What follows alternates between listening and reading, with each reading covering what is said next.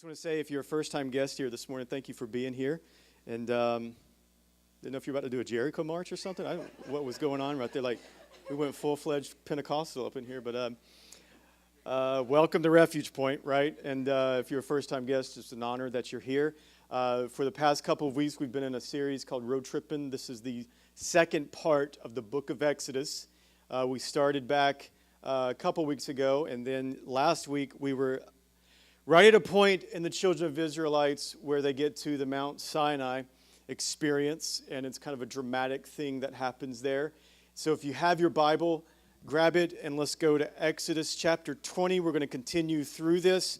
If you are new, you will not feel like you have been like diving right into the middle of a series on Netflix. It's you know how you don't start in the middle of a series on Netflix because you'll be lost. So I think today can actually help us out. We're going to be talking about the law, and I know everybody's excited about that. Don't lie. You're like, yay, the law. This is so great. So we're at a point in the Israelites' story where they reach the Mount Sinai, and our boy Moses is about to receive the law. They get what we know as the Ten Commandments. We know that's not the only law. In fact, what we'll find is there are 613 words or laws that God gives them. And we're going to unpack each and every one of them this morning. And that was a joke. Just want to make sure you were paying attention. Some of you are like, what? We'll be here till 6 o'clock, and then we'll go to the lake.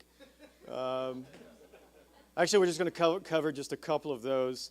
But I want to just kind of begin, I guess, with a little story and maybe kind of unpack maybe some confusion about the law before we get into this over the next few weeks, because this is going to be crucial in our conversation over the next few weeks about the law and what it means to us today and what it meant for them in context of their history. Before the law, we get a story in the book of Genesis, chapter 15, where God appears to a man named Abraham, and he tells Abraham that I'm going to make you a father of nations. And so here's what happens. Abraham is old, his wife is old, and they had no children yet, okay? And so what happens is they're like, yes, this means we're going to have a child. Unfortunately, some 20 years afterwards, there's no child. There's no promised kid. So here's what happens. Sarah, the wife of Abraham, takes matters into her own hands, and she says, Abe, here's Hagar, and since there are children in the room, something happens between Abraham and Hagar, if you know what I'm talking about. We'll do a small group just to explain. So Abraham and Hagar, they have a kid, Ishmael, and unfortunately, this is not the promised child. And so what happens is they took matters into their own hands, which is not indicative of anything we do as a people, right?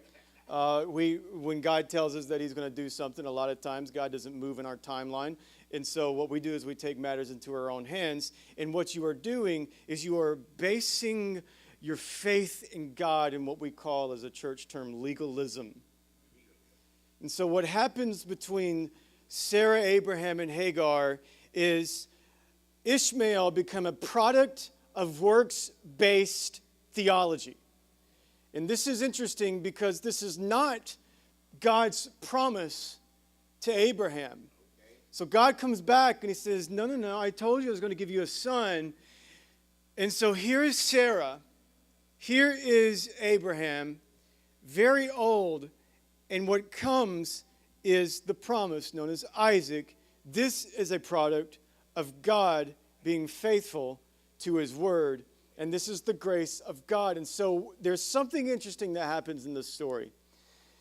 God tells Abraham that what I'm going to do through you, and Abraham, the word says that Abraham believed, and it was accounted to him as righteousness. This is huge before we get into the law. Because when did the law come about? The law came 600 years after God counts Abraham as righteous. Are you catching that right now? So the law could not produce righteousness in people. Here we have in Old Testament a product of God's salvation simply because Abraham believed. Abraham believed, then it was accounted to him as being righteous. How do we obtain righteousness? Is it through the law? Is it through being good? Is it through taking matters into your own hands? How you obtain righteousness through Jesus Christ is by believing. This is what Ephesians 3 would teach us. This is salvation by grace alone, through faith alone. It is not anything to do with your works, you as an individual, what you can accomplish in life, or how you can come to church. That makes you feel real good. That means I'm saved. This is not how you obtain righteousness. This is very interesting and very important before we get into the law.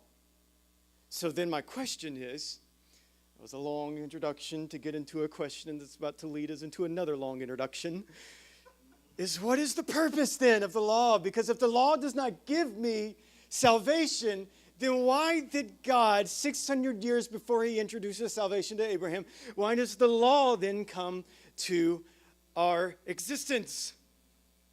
So I got just a few things that will help us understand the law and why God gives us the law. Here's the first thing, that the law was meant to restrain evil. So here's why God gives the law to the children of Israel. The law is to restrain evil. Here's why I know this is true, and let me kind of give you an illustration that may make sense to you. We have what we know in the United States and across America as something called the speed limit. Let me talk to 12 taggers. You got a 12 tag? Say amen. I'm going to help you. I'm going to help you. No, the rest of us are Georgia drivers, and we know what we're doing. But let me talk to you 12 taggers here. Was that too much for you? That was too much. I'll ease up. All right, so some of you do not speed excessively. Notice I said excessively. Some of you do, you 12 taggers. I'm talking to you. The remainder of us Georgian drivers, we don't speed excessively. What we do is we kind of creep. So I creep. You know that song? You should know that song. So we just kind of creep. Now, here's what we do. We feel like we're not, even though we're not adhering to the law, we're just kind of creeping a little bit beyond it. And so we know if we just creep a little bit, then we won't get a ticket. And so that in our own being makes us feel like we're doing some kind of good. So the law is restraining us from speeding excessively. So you know you want to speed, so does it make you righteous because you don't speed? I mean, you're creeping a little bit above the speed limit, but does it make you righteous because you're not speeding? No, you want to speed. Now, let me make it, so for my refuge people, this may make a little bit more sense. Most of you, I got to gaze through, you've never murdered anyone, I think. We are in refuge. You never know. We're going to assume you've never murdered. Now, you've probably thought, I wish that person would just die. Oh, now we're talking. In fact, Jesus is going to push the envelope with the law and says, I know you've heard, do not commit murder, but I'm telling you, if you have hatred in your heart, then you have committed murder. So if you have hatred in your heart towards someone, now it makes me feel righteous because I've watched CSI and I know how difficult it is to get away with murder, so I'm not going to murder. I've watched those documentaries on Discovery Channel and seen that most people don't get away with it. So I'm not going to do it, but I'm going to think it. So the law is here, and even though that it's restraining you from performing evil within your heart, you're still performing it. So the law is like, all right, ease up there, tiger. Ease up there, lion. Stay in the cage. Because we know internally you need something that will restrain you from doing something against the law. Here's the other thing that the law is meant for. The law is not only to restrain you, but the law is also a diagnostic to your own heart. So the law was given to do this diagnostic within your own heart and to reveal to you that even in your goodness, you're not good enough to obtain righteousness. So the law is given to restrain. I like how Galatians chapter 3, verse 24, when Paul talks about his little issue with the law, he's telling us, he says, so the law was given to be like this parental guidance over you. So my children know that they're not to get caffeine unless they ask for it. Because they understand, and I understand, they may not understand, I understand that they get a little insane. And they get a little crazy when they've had a little bit too much sugar. So we have this rule in the house, like, you need to ask mom or dad whether or not you need to be having that. And if they do get that without asking mom and dad, I'm like, was there a rule change in the house that I wasn't aware of? And so Paul is saying that this law that God gave wasn't meant to give you righteousness. It was almost given to give this parental boundaries so that you just don't go insane with life, all right? And so here's a pinnacle moment in the children of Israel where God is about to reveal himself through this, and this is the way my brain thinks, through this Lord of the Ring-esque type scenario, smoke billowing from the mountain, like this thunderous boom, and this thunderous voice comes out the clouds, and here is God about to reveal himself and speak to the children of Israel and about to give them the law. Now, the law is an interesting thing. And at this point of the narrative of the story, God is meeting them here to show them and to give them a better way. Because let's think about context about what's going on. They've been imprisoned and enslaved for how long? 400 years. All they have ever known in life is how to be a slave. Is how to be imprisoned. Is how to be ruled by this tyrant leader that says, this is my way and this is how it will go for you. And so God is like giving them a law according to Psalms that this is a better way of life. This is a better way to do things.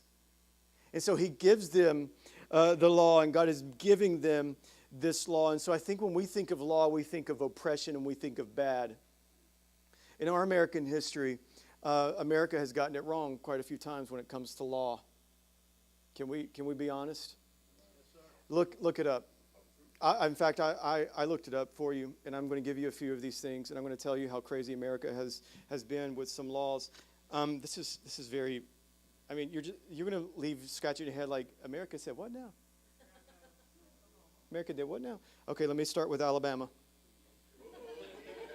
I don't know why I'm hating on Alabama so much today. I'll just pray for them.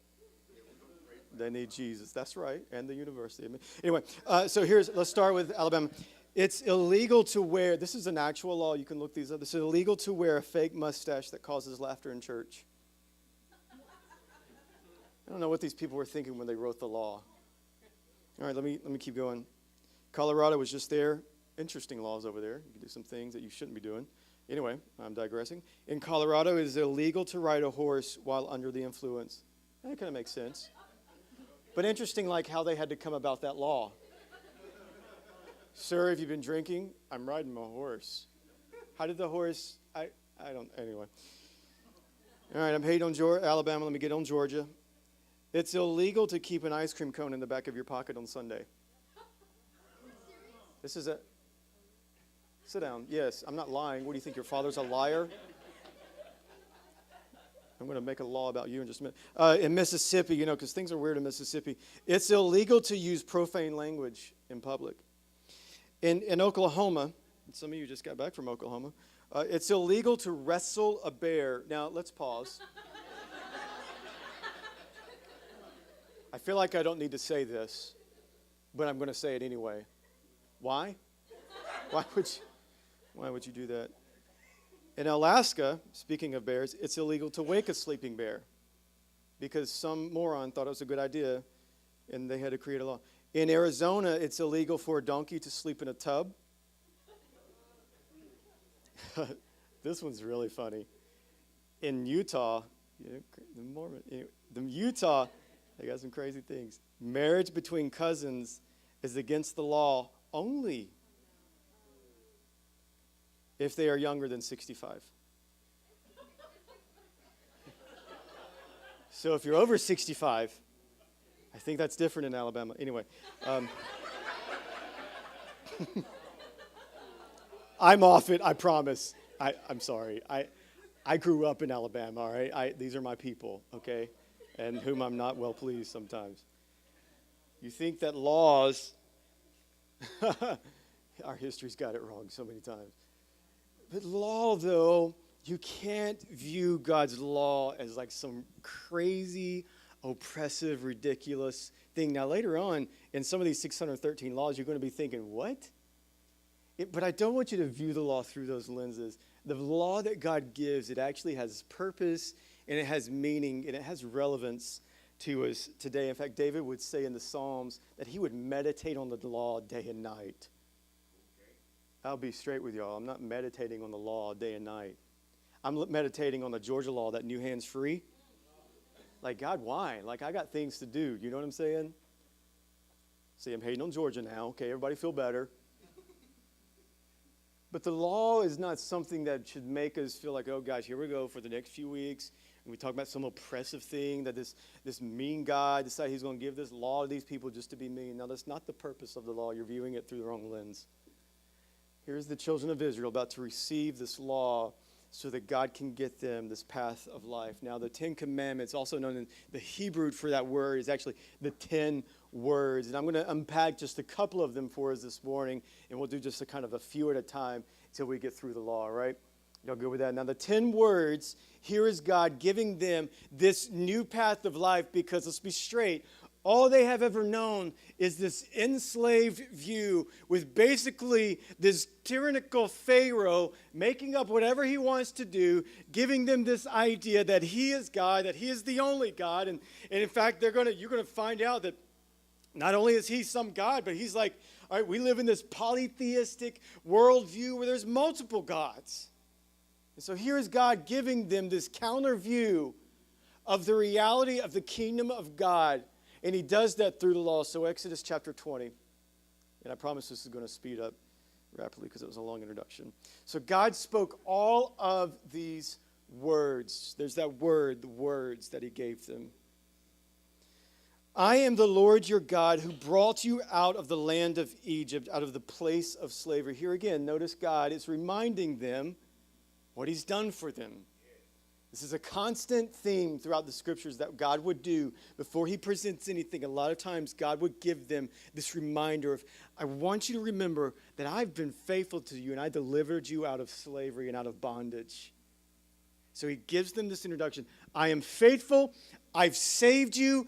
And then here's their response to the salvation that God has done. Do not have other gods besides me.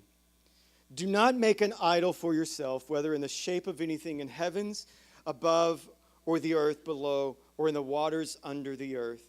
Do not bow down in worship to them and do not serve them. For I, the Lord your God, am a jealous God, punishing the children of their father's iniquity to the third and fourth generations of those who hate me, but showing faithful love to 1,000 generations of those who love me and keep my commands. Do not misuse the name of the Lord your God, because the Lord will not leave anyone unpunished who misuses his name. Remember the Sabbath day to keep it holy. You are to labor 6 days and do all your work, but the seventh day is a Sabbath to the Lord your God. You must not do any work, you, your son or your daughter, your male or female servant, your livestock, or the resident alien who is within your city gates. For the Lord made the heavens and the earth, the sea, and everything in them is in 6 days. Then he rested on the seventh day. Therefore the Lord blessed the Sabbath day and declared it holy. Honor your father and your mother, so that you may have a long life in the land that is the Lord your God is giving you. Do not murder, do not commit adultery, do not steal, do not give false testimony against your neighbor, do not covet your neighbor's house, do not covet your neighbor's wife, his male or female servant, his ox or donkey, or anything that belongs to your neighbor. So here's what we have, this breakdown of the law. You have the first 4 commands that God gives them is completely about God. And then the latter part of the commands, command 5 through 10, is about our response to men and to women and to humanity. So you can almost view it as the first 4 commands are vertical, and then the latter half of the commands are how we deal horizontally with humanity. Because here's the thing that you need to know, that you will never have a right view of men and humanity until you have a correct view of God. Until you have a correct view of God, it's only then you can have a correct view of humanity. And this is huge implications to them because of how they were viewed as individuals and as slaves because of Pharaoh's oppression to them. And so God is rewriting this law. God is rewriting this new path of life by giving them, listen, you won't understand how to view your brothers and sisters until you understand and view me as your God, because I'm not Pharaoh. I'm not the oppressive God. I'm not the God that's come to enslave you and be this tyrannical, iron-fisted God. No, God is rewriting them and rewiring how they think about him. And so God is giving them this right view of himself before he can give them a right view of humanity and of themselves and their identity and who they are. So here's God giving them this idea. And so I want to talk about God for just a little bit. God is above all things. God is about himself. This is God's MO. He is about himself. He wants to make much of himself. He does whatever he pleases. This is what the psalmist would say in Psalm 119, that he is God and he does what he pleases. And Isaiah 44 verse 6 would say that I am God, the only one and God, and there is none like me, and there is none before me, and there will be none after me.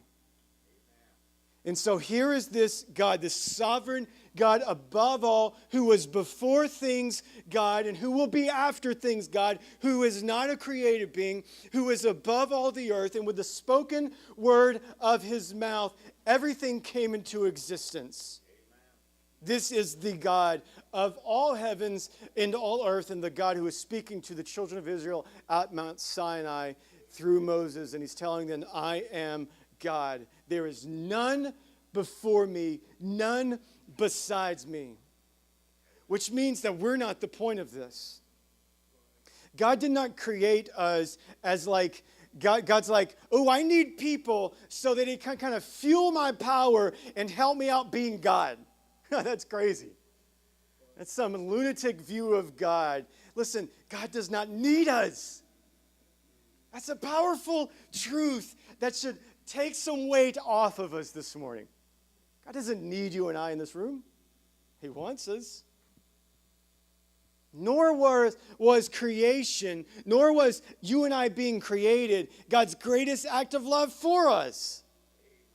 No, God's greatest act of love was sending himself, God in flesh incarnate, to die for us. And so here is God making this claim, giving them this first word, this first command to them, that I am your God, there is none besides me. This word besides me can literally be translated as, I am the Lord your God, there is none who can compete against me. Amen. Now this is not God's admission of saying that there are other gods. I mean, there are these little g gods, there are these humanistic, man-made gods. So God's not saying that there are these mythical creatures out there when he's saying there are no gods besides me. And he's talking to the human heart and our tendency to worship things that we create and to worship the things that are seen. Because what we'll find with the children of Israel is that them not seeing God becomes a problem, right? And this is something that they're always wanting. Like they're wanting to see God. And God's like, I'm too holy for you to see me. So he gives them and he reveals himself to them time and time again. And still for the children of Israel, this never becomes enough for them. And so God is making this claim to them. There is no God besides me. In other words, God is saying that there's no God that is in competition with me because I am God. I was before time. I am after time. And there will be none like me. God is giving them this claim. Now think about context of what's going on here. Children of Israel have known nothing but an oppressive God, little g God. They've known nothing but this tyrannical leader who all he does is demand things from them. He demands more work. He demands more labor from them. He demands them to worship. And so here's God saying, that cannot compete against me. And so here's what I offer. I offer you rest, keep the Sabbath, and make it holy. I offer you this new way of life. I offer you this new path of life that when you come into communion, that when you come into life with me, that you'll never be the same. I offer you something that Pharaoh could not offer you. I offer you life. Pharaoh offered you a life of heartache and a life of pain and a life of suffering. So when we're thinking about the Ten Commandments, we have to think about where they came from and this idea of the law for them and why this is so important for them. God is inviting them into, with the words of these commands, into a new way of life. And he said, you come to me. I'll give you life and rest. And I'll give you peace. And I'll give you something that you can taste and that will satisfy you for the rest of your life. And then he says, so I am the Lord your God. There is none besides me. And the other command that I'll just go through quickly today is that, and you will have no other idols in your life. All right? So think about, there are no other idols that you should be worshiping. Think like that in this command. Think like that in this word.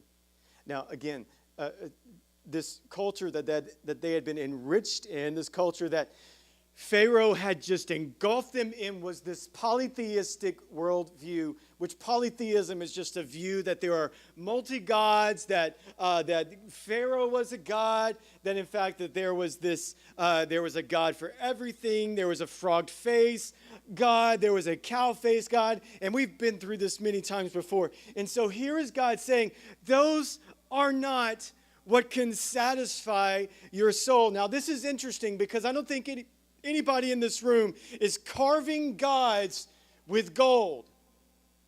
Are you? I mean, there's that weird bull out in Highway 29. Y'all seen that across from Walmart? Really awkward thing. I don't know what's going on there. That grill, nobody's seen that? You should go check it out. Really weird bull. Some interesting things going on in that bull. I don't think anybody in this room is like, well, this isn't really relevant to me because we're not carving gods out of gold, Pastor. Okay. All right, so here's the danger of idolatry in our heart, especially in the southern culture of the Bible Belt that we live in. Anytime that you make something that God intended to be good in your life, and you make it an ultimate in your life, you've just created an idol. And let's think about the implications of that. And man, I have stomped this idea down into the ground as a pastor. Because I see the dangers of it, especially in our southern Bible Belt that we live in.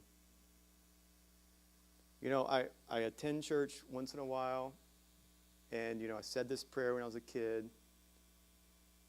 And God is no more of a God to you than this. He's just an idea for you. So what you've done is you're like, well, I'm going to, I got all these blessings. Praise the Lord, been living a #blessed life. And so you get a car, all right? That's not enough for you. You get a house, then you get a marriage, then you get children, and all of a sudden your life is just wrapped around these American ideas that are so good. got a good job. I've got this family. And, my kids, they're involved in 5,671 sports. And, and suddenly what happens in your walk of life is God is just an afterthought. What you have done is you had made something an ultimate in your life, and God says there will be no idol that stands against me. And listen to me very carefully, because here's the danger that we fall into. He will crush every idol that you create in your life. Hear me, I don't want you to stone me when I say this. Even when it becomes your children, even when it becomes your job. He says, I'm a jealous God. There will be no God. And so many, man, we're making our children out to be some God. Can I tell you something? Your children is a stupid, dumb, crappy God. They just are. I mean, think about that for a second. Was that too much? Okay, good. I mean, think about your spouse. They're a terrible God. I mean, Myrna's pretty good. But she's not a God. I mean, think about how you elevate people in your life and you make them this ultimate. Listen to me. I make the worst God of them all. I can't remember stuff half the time. I'm getting old. I guess that's what happened in old age. I disappoint people. And give me 5 more minutes, I'll disappoint you right here, right now. And I'm telling you this not to take some weight off of me of being your pastor. Like, I love you, I do. But if you elevate me and you make me an ultimate in your life, I will severely disappoint you. In our culture, we do this very well in our Southern Bible Belt church on the corner everywhere. And there's no dedication to the one true God.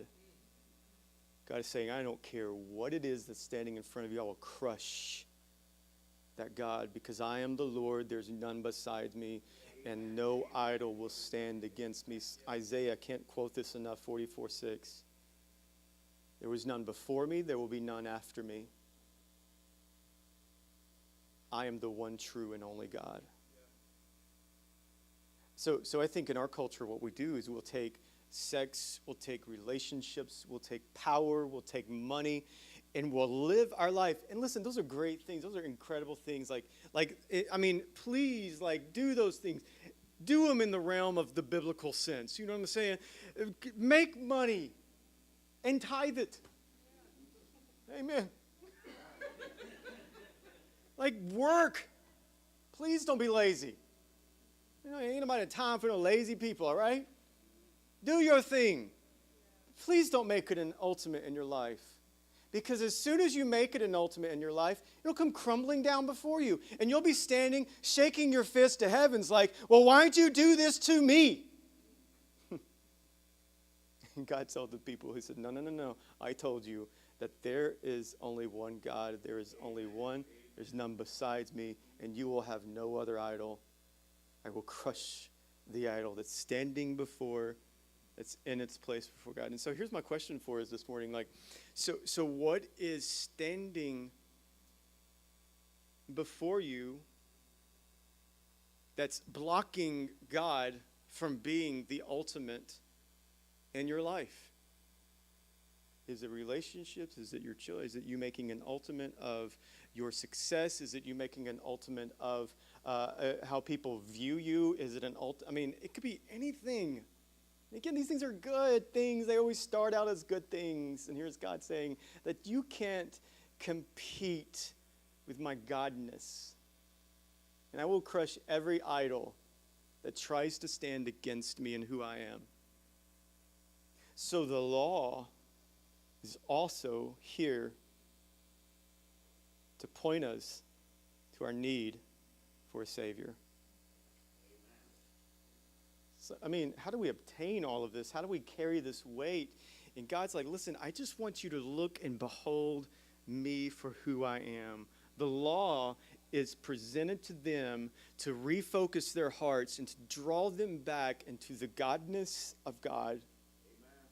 and the purpose of the law, what Paul would say in Romans chapter 3, Romans chapter 9, Romans and Galatians chapter 3, that the existence and the purpose of the law was to reveal to you that you can never do anything good enough.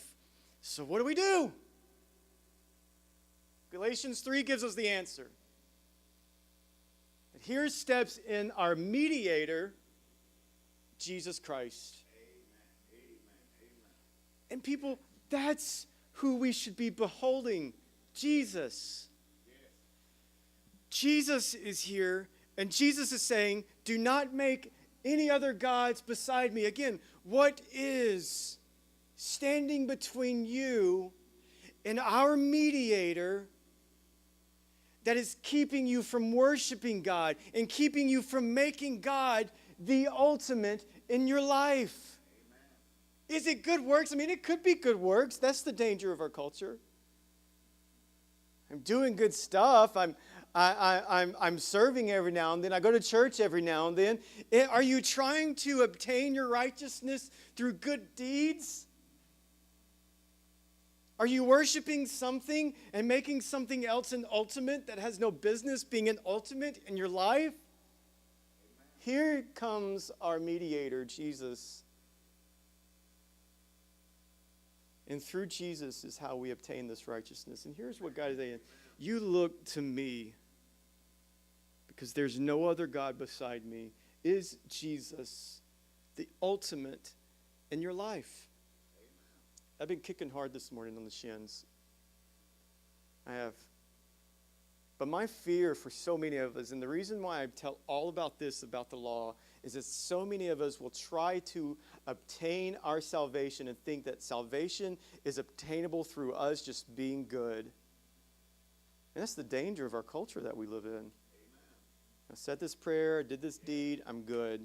I'll go to church every now and then. Surely that wasn't the purpose of the law. And so we have in our culture, so many of you will walk out of this room today with Jesus not being the ultimate in your life. And you'll walk out of here and just said, I feel good because I came. And I feel good because I did a good deed. And you are no more wicked than the Pharaoh that oppresses the people into slavery. You're no more wicked than the person that murders. You're no more wicked than the person that slanders. You're no more wicked than that person. Because if it were our good deeds, then what was the purpose of Jesus? And I understand that that's hard, all right? And some of you are like, Matthew, you need a hug.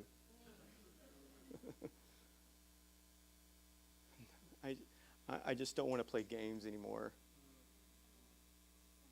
I'm just tired of us playing the game of religion in church. And I just want us to get the realization of who Jesus really is and what he's really done for us. That he's redeemed us and he's saved us, not because of who we are. Despite you, while you were yet a sinner, Christ died. And I want every church to have that realization of the true Jesus. And God tells them and he stands before them, I am the God. There will be none in competition with me. Your religion cannot stand against me. Your good works can't stand against me. I am God. There is none besides me. What's standing before you in Jesus? Let me just offer up a word of prayer for us.